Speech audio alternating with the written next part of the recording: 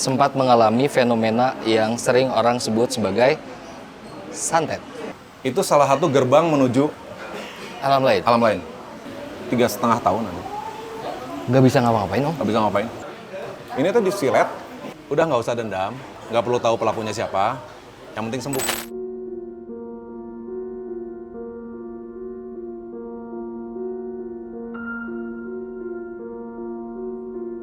Ghost Rider, hari ini kita bawakan satu konten baru. Kalau biasanya kita jalan-jalan di motor, ngobrol di motor, sampai datang ke sebuah tempat yang gitu ya. Hari ini kita akan membahas sesuatu yang sangat unik menurut saya. Dan kalian pasti tahu, namanya riders itu pengguna motor, pengguna mobil, pasti terbiasa mengerti dengan part-part mesin. Salah satunya adanya coil. Hari ini saya akan ngobrol bareng sama foundernya Coil di Bandung. Inilah dia, Om Otong.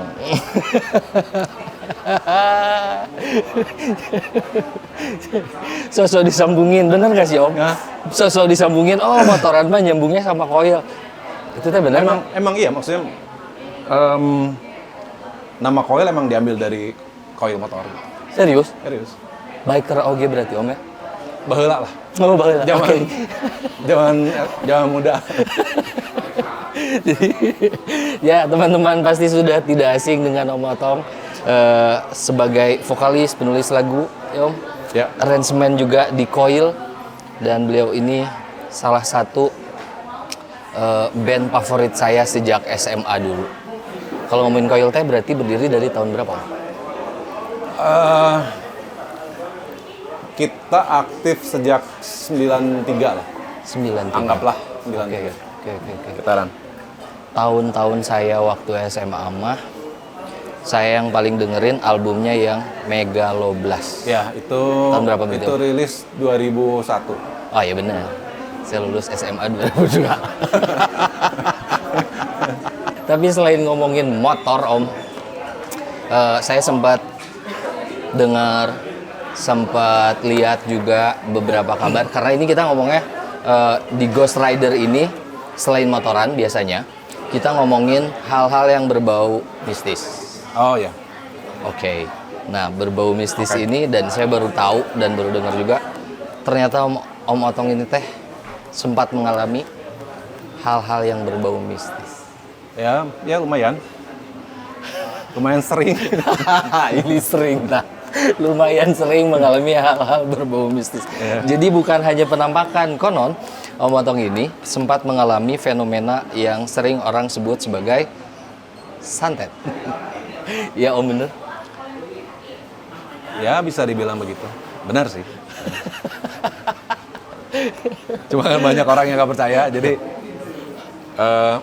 kayak lu kok percaya santet gitu. Itu sih pertanyaan saya juga Om.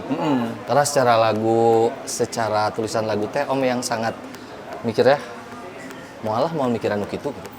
Memang enggak, jangankan urusan gaib yang buruk ya. Ini Benar, kita kategorikan yang klinik lah ya. buruk gitu.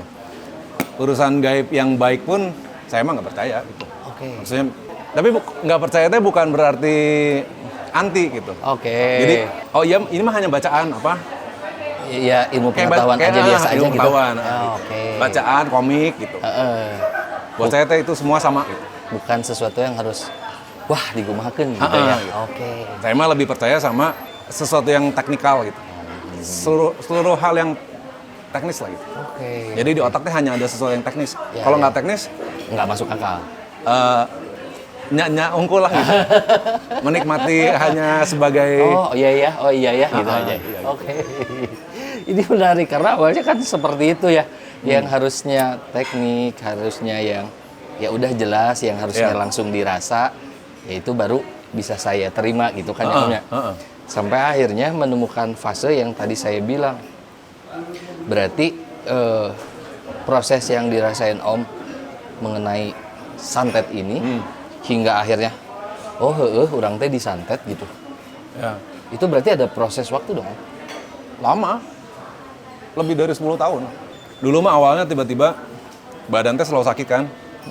badan selalu sakit, terus tulang belakang, pinggang, itu teh suka tiba-tiba sakitnya tuh kayak yang abis main bola digabret. Oh, sesakit itu. Sakitnya yang super sakit itu. Padahal nggak ngapa-ngapain. Padahal sebelumnya tidak ada rutinitas yang bikin kuduna dia jadi nyeri gitu ya. Nggak ada, kan dulu mah rajin olahraga, rajin sepak bola, renang gitu. Olahragawan pisan lah itu. Lama-lama tuh kayak gitu makin parah. Akhirnya lagi manggung. Oke. Lagi manggung, lagi nyanyi, tiba-tiba jatuh aja gitu. Beberapa kali zaman itu teh. Jatuh teh nggak kuat berdiri. Nggak kuat numpu, tiba-tiba lemas. kaki teh nggak kuat menumpu badan gitu. Jadi gitu aja. Cuman ya dulu mah disangka itu teh aksi teatrikal gitu. Pastilah penonton. Wah, Otong jatuh. Keren bisa padahal eta teh nyeri. Ada.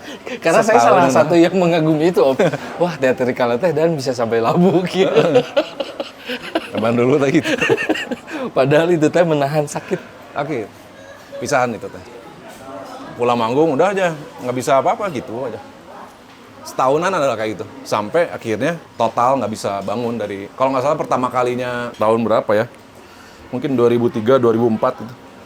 Nggak bisa bangun sama sekali dari tempat tidur. Berapa hari? 3 hari ada ini. Berarti si proses itu teh berlanjut. Pasti kan? Ya tadi dari cerita juga Oma orang yang sangat logis gitu. Dan pasti akan melakukan pengobatan secara medis semampunya. Iya. Sebisanya apanya yang harus dilakukan. Oh, enak banget ini, Kela. Jasila. Antara kopi dan jamu. Iya, benar. Kopi herb, Om. Enak banget ya. Segar. Ya pokoknya udah nggak jongkeng gitu. Cobalah periksain dulu ke si bos. Si bos teh ada dulu teman kuliah. Dia semacam ahli ilmu sihir. Orang yang mengerti itulah ya. Oke. Pas disuruh ke sana teh, disuruh ke si Obos teh, nama aslinya Dedi. Disuruh ke si dia teh, naonan lah. Ngecek wah heula tuh. Oh, nggak percaya dan nggak mau? Bukan nggak mau, maksudnya saya teh takut sama si Obos gitu. Oke. Karena dulu di Tenas banyak sekali kejadian supranatural dan selalu dia dalangnya teh gitu. Jadi di anggaroknya. Di anggaroknya dia. Memang di Tenas teh ya inilah di luar konteks. Tenas teh gerbang di Bandung. Tapi ini pengetahuan Om, nggak apa-apa cerita. Tenas arsitektur, gedung arsitektur itu salah satu gerbang menuju alam lain. Wow. Kalau mungkin nggak banyak orang yang tahu ya, cuman itu salah satu gerbang di situ di Tenas. Maksudnya gerbang yang besarnya gitu. Dan salah satu yang tahu soal itu teh si Obos. Si Obos, gitu. Karena dia sering zaman dulu nongkrong malam-malam, balik-balik bawa keris, bawa apa gitu. Hasil dari situ. Gitu. Oke. Makanya ya gue mau intinya bungan si Obos lah. Gitu. Tapi karena sakit, terus si sobat-sobat ini nges bawa lah. Oke, dipaksa ke sana gitu. Saat itu si Obos udah bilang dia berusaha mendeteksi ini penyakit apa, tapi dia juga nggak jawab gitu. Jadi dia salah satu kesaktiannya gitu ya. Dia kayak merapal tangannya gitu. Dari tangannya muncul kayak bulir-bulir kecil-kecil gitu, warnanya hijau. Hijaunya yang nyala edan. Batu berarti batu. Bukan. Cahaya aja gitu, nggak tahu apa. Oh. Om lihat itu langsung? Iya. Apalagi kalau si lampu dimatiin, udah aja gitu. Lu tahu film Green Lantern nggak? Iya. Gitu. Kayak gitu aja. Nah itu teh si cahaya itu diinin ke badan. Digosokin. Jadi saya teh sebadan-badan nyala. Nah si cahaya itu teh jalan. Oke. Jalan ke seluruh badannya gerak-gerak gitu. Sampai akhirnya hilang sendiri. Nah itu teh tidak terjadi apa-apa. Harusnya kalau emang ada penyakit, nanti si cahaya itu katanya ngumpul di satu titik. Ini mah malah pergi. Ini mah nggak ada gitu.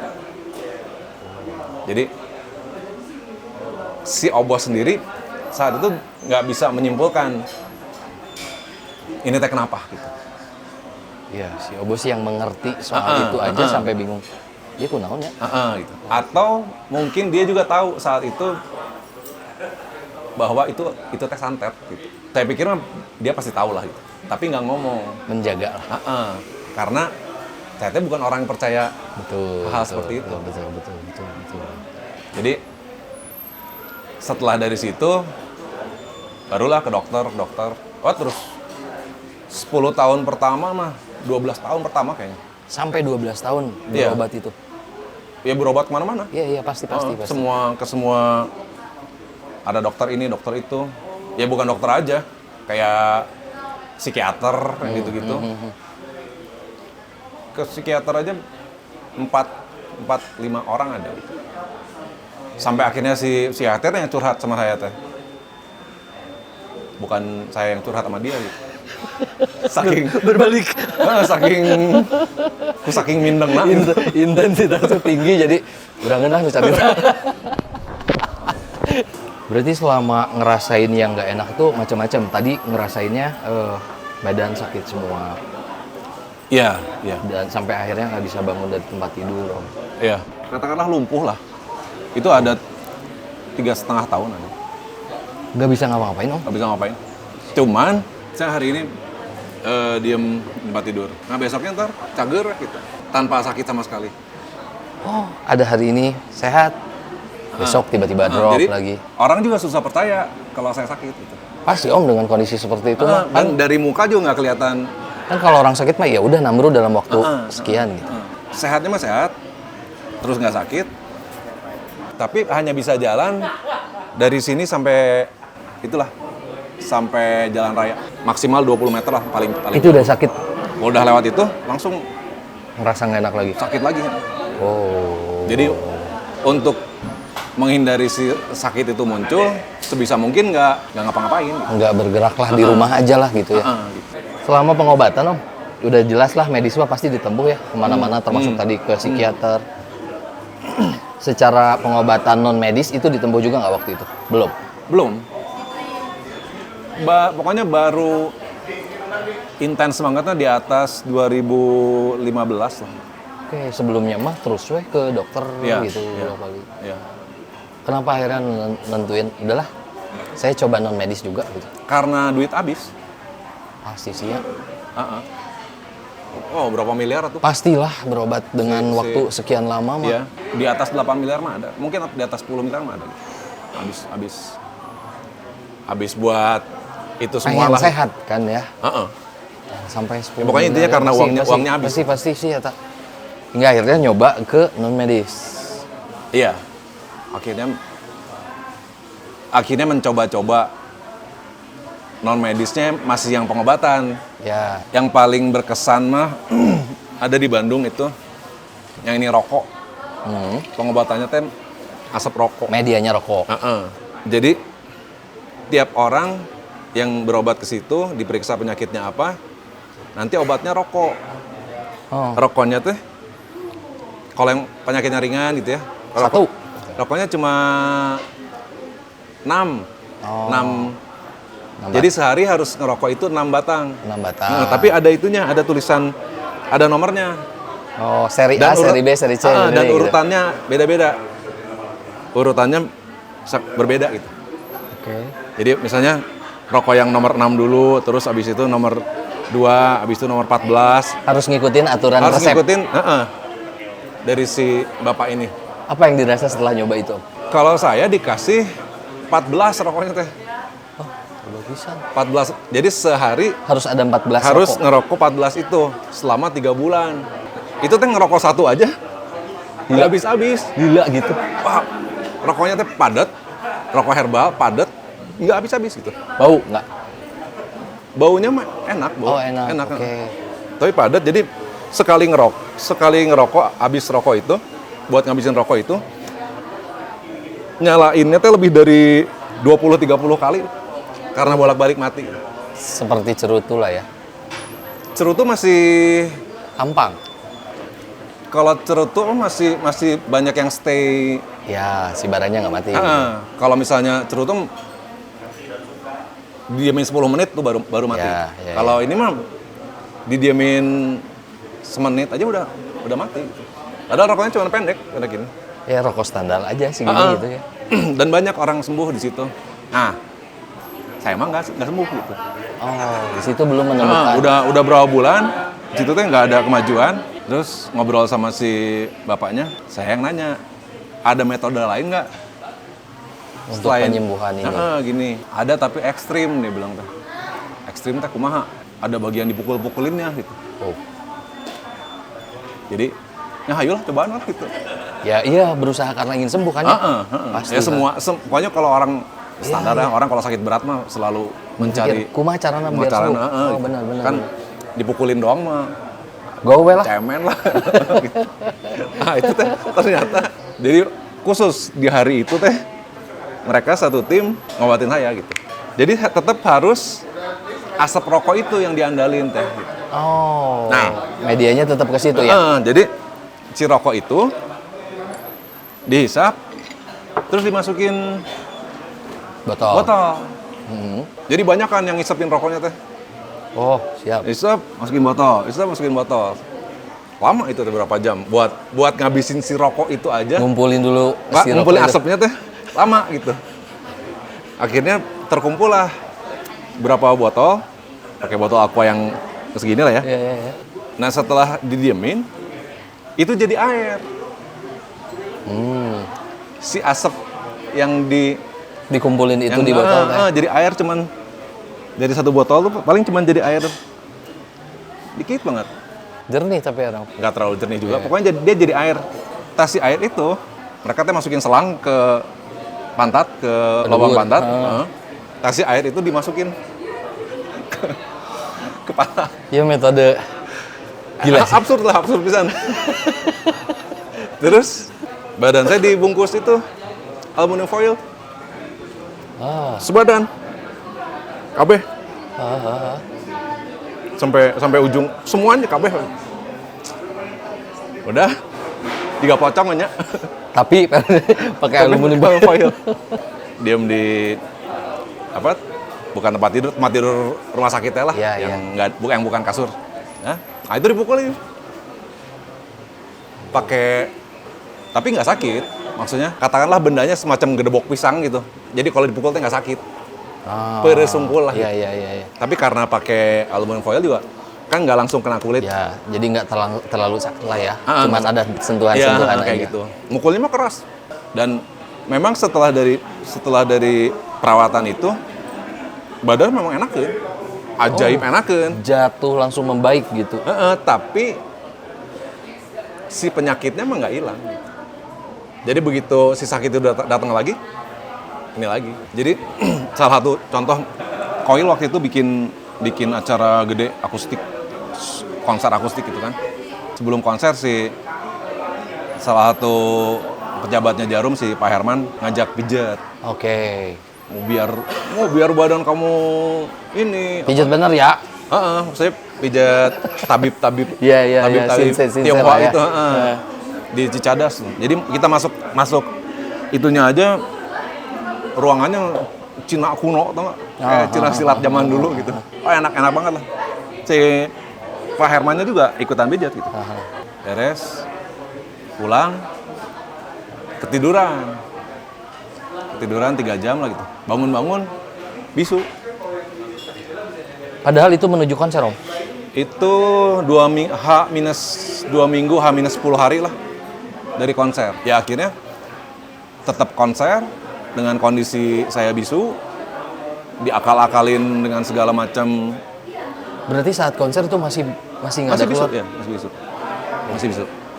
Pokoknya dari konser itu saya tuh setahunan lah ada bisu. Nah terus ada teman ngajakin ke dukun. Caranya ekstrim juga lah gitu. Ada keponakan videoin. Soalnya kan nanya ke si dukunnya, boleh nggak? Ya dokumentasi. Ya. Gitu. Jadi pas di treatment sama si dukun, si keponakan teh, anjing, om, anjing lu awas kalau om gua mati, lu iya, gua pasti bunuh. lah ya. Pasti. Si keponakan tuh teh shock gitu ya. Iyalah. Saya tuh yang ada apa? Emang kenapa ini? Gitu? Udah nggak berasa gitu. Pokoknya ternyata setelah lihat videonya, ini tuh disilet, terus tangannya termasuk gitu, kerobekan si. Ya yang dibuka itu. Dan memang kerasa si tangannya tuh kayak ada di dalam. Nah dia tuh ngambil sesuatu dari sini gitu. Terus dia masukin botol. Pas dia masukin botol, memang langsung kayak sulap, blom gitu. Meledak. Bukan meledak, ada suara, terus seruangan asap aja.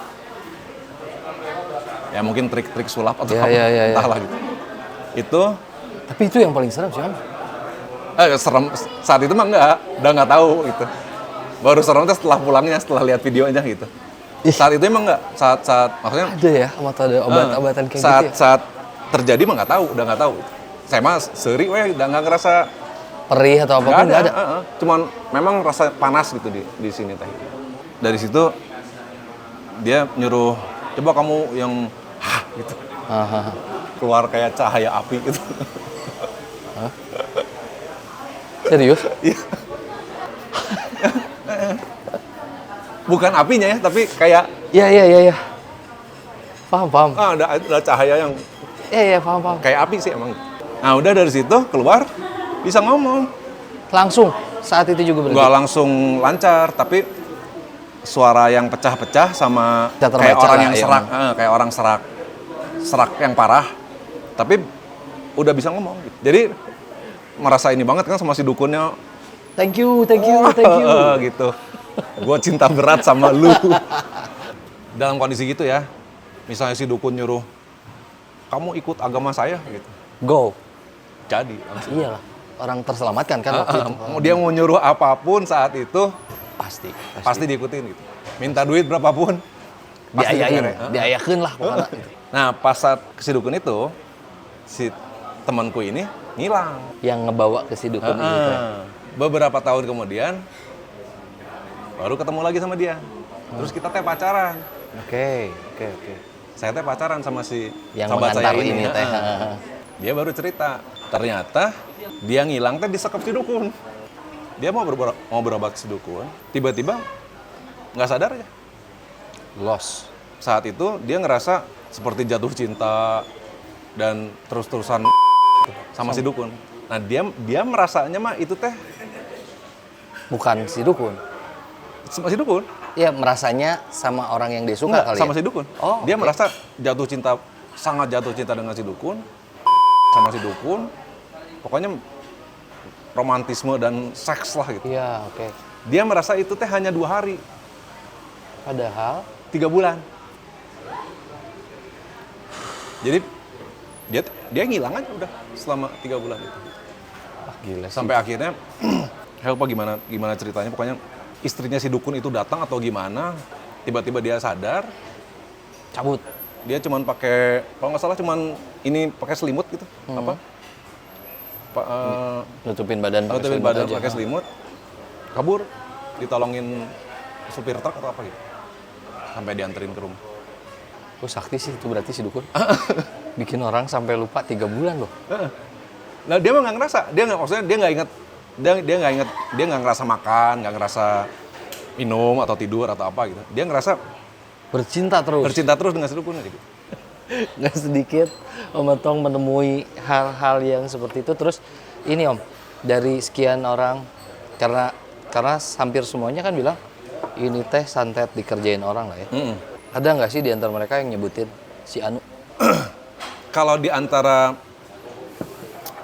ini dukun, kayak ada semacam etika untuk entah etika entah apalah, nggak tahu lah namanya apa ya, untuk tidak menyebutkan brand si pelaku. Menyebutkan brand. Pelaku teh rentan itu. Jadi semuanya sama ngomongnya, udah nggak usah dendam, nggak perlu tahu pelakunya siapa, yang penting sembuh.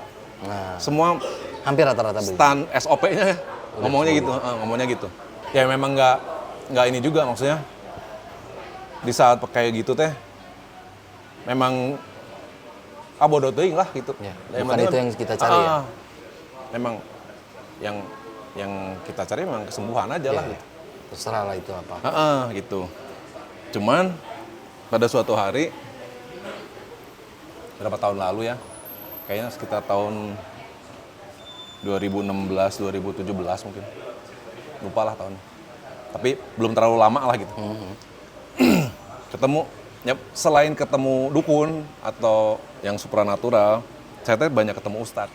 Nah salah satunya, ada yang gini, si beliau ngomong gini, kamu mah kalau mau sembuh cuma satu caranya, bunuh aja itu orang ininya, bunuh pelakunya. Wah pak, saya ngebunuh orang mah nggak Iya. berani ya tuh. Saya tahu kamu banyak teman residivis. Teman aneh-aneh. Suruh aja itu orang-orang itu. Oh, nggak gitu pak. Ya saya emang nggak bisa ngebantu ya. Dia menyarankan, udah kamu singkirin aja itunya. Kan saya nggak tahu pak pelakunya siapa. Kamu tahu atuh. Nggak usah pura-pura. Iya sih. Sok atau tulisin. Kalau kamu tahu, ya intinya dia ngomong, saya rada nyesel ngasih ide kamu membunuh orang gitu. Coba tulisin dulu ininya apa?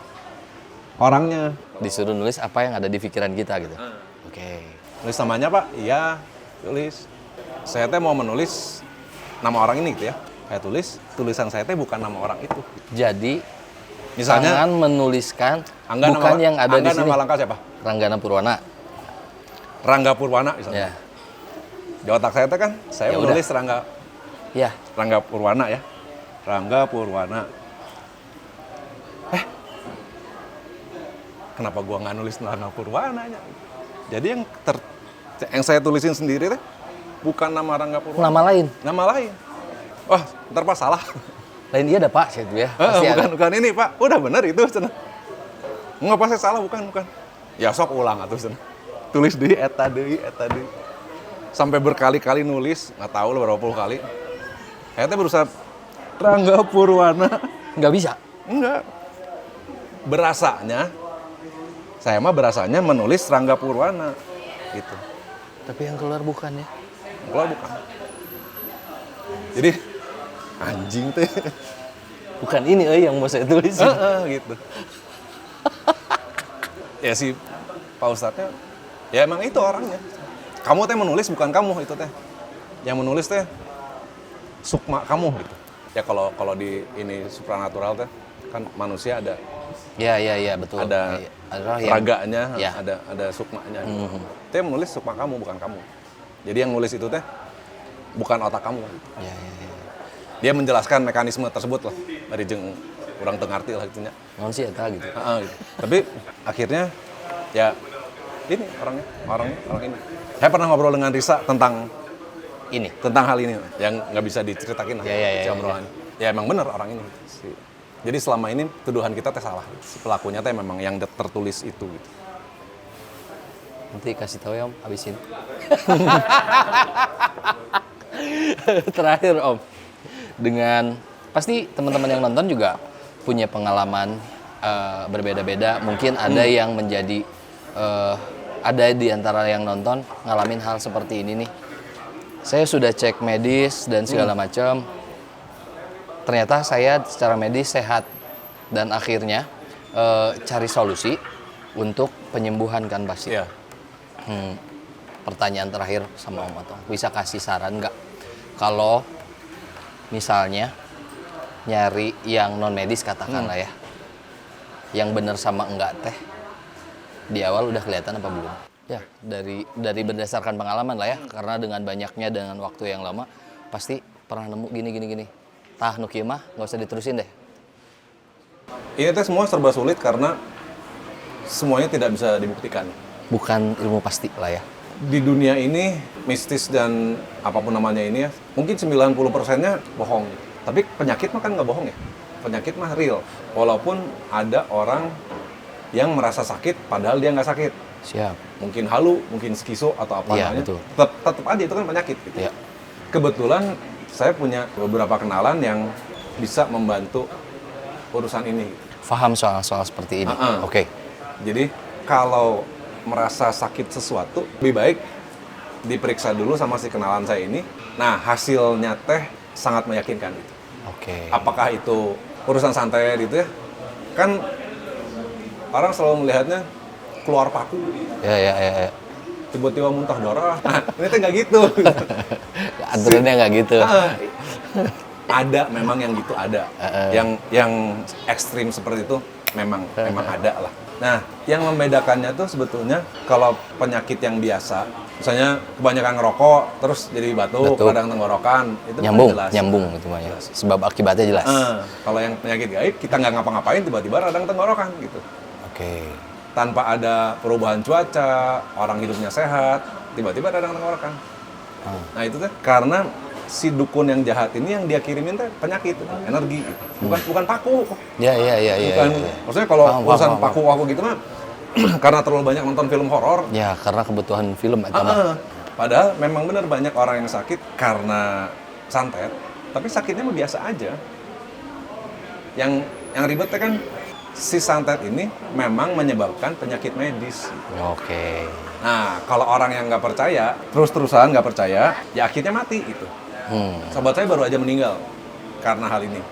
Dulu zaman 10 tahun lalu lebih, dia saya udah bilangin, kita berdua Kena. disantet orang gitu. Nah, dia nggak mau apa? Denial lah ya. Itulah gitu. Nggak mau mempercayai hal itu gitu.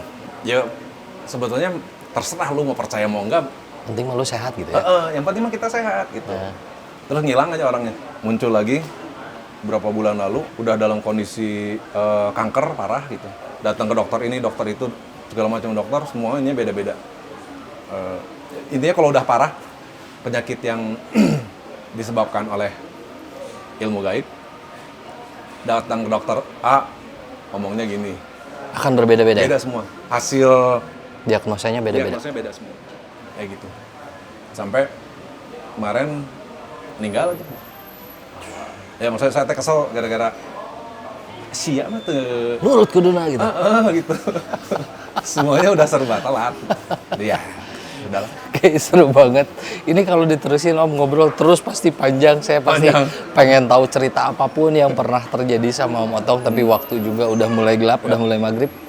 Terima kasih banyak Om Otong untuk ngobrol-ngobrol sore hari ini. Semoga bermanfaat buat kalian. Terima kasih, kopinya ini mantap, spektakuler. Ya, kita lagi ngopi di Goodwill ini, guys. Terima kasih kalian sudah menonton kami hari ini. Semoga ada yang bisa diambil dari obrolan yang kita obrolin hari ini. Jadi, kalau dari obrolan barusan, dunia nyata tetap akan ada dunia sebelah kita yang berdampingan. Dan ketika itu terjadi, kita harus waspada, cari orang yang mengerti untuk menyelesaikan masalah yang terjadi sama kita. Terima kasih, saya pamit. Om Otong juga pamit. Assalamualaikum warahmatullahi wabarakatuh.